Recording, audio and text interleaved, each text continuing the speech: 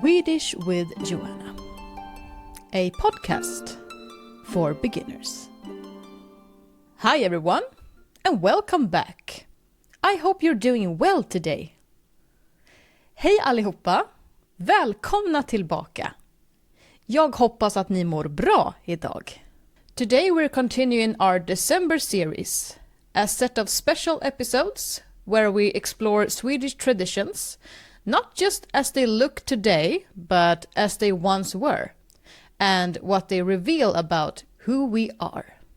And today's theme is Julklappar and rim. Julklappar, which means gifts, Christmas gifts, and rim means rhymes. Julklappar, Christmas gifts, rim, rhymes. For most people, these are cozy parts of Christmas. Wrapping paper, tape stuck to your sleeve, and a rhyme that may or may not actually make sense. But like most traditions in the North, the story behind them is far older, deeper, and a little more complicated. So in a moment, I'll read an excerpt from my bilingual Christmas book. And if you want the complete story along with images, vocabulary lists, and reflection questions, you'll find everything on Patreon. Alright guys, so grab something to drink, maybe a snack, and get cozy, and let's get into today's story.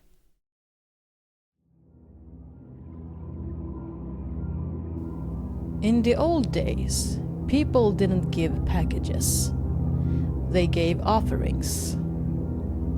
In the Nordic world, a gift was a promise, a bond between people.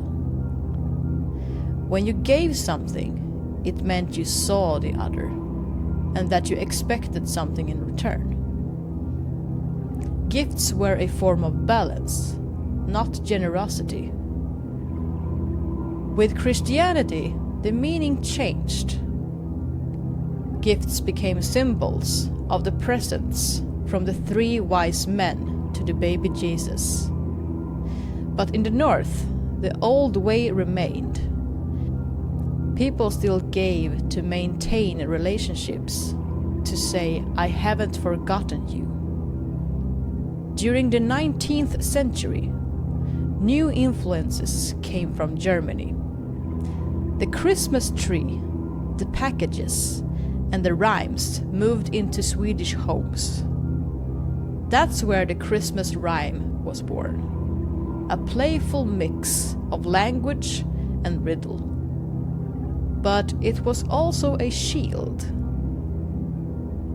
Behind the rhyme, one could hide insecurity, irony, even discontent. The rhyme became like masks, beautiful but true only to those who listen. Today, gifts are rarely about balance. We give because we must, because we feel forced to, because tradition demands it. We trade money for plastic, emotions for receipts. We call it love, but sometimes it's just guilt wrapped in paper. And yet, there is something deeply human in the act. Every time we give something, we try to say, see me, remember me. Perhaps that's why we keep doing it, year after year, despite the stress, despite the pressure.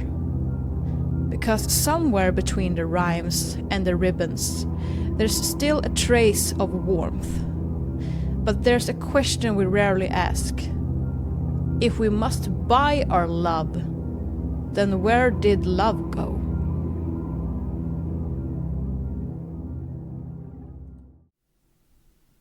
It's interesting how something as simple as a gift can carry so much history. We think of presents as small gestures of love or traditions, but for centuries they were symbols of power, promises, expectations, and connection. And maybe that feeling hasn't disappeared completely. Even today, hidden beneath the wrapping paper and the playful rhymes, there's still that quiet human wish. See me, remember me. And with that said, guys, it's time to wrap up today's episode. I really hope you enjoyed the story. If you would want to read the story for yourself and dive deeper into the history behind Swedish winter traditions, you'll find a complete bilingual Christmas book on Patreon. Each story includes images, vocabulary lists, and reflection questions. With that said, thank you so much for listening today, guys.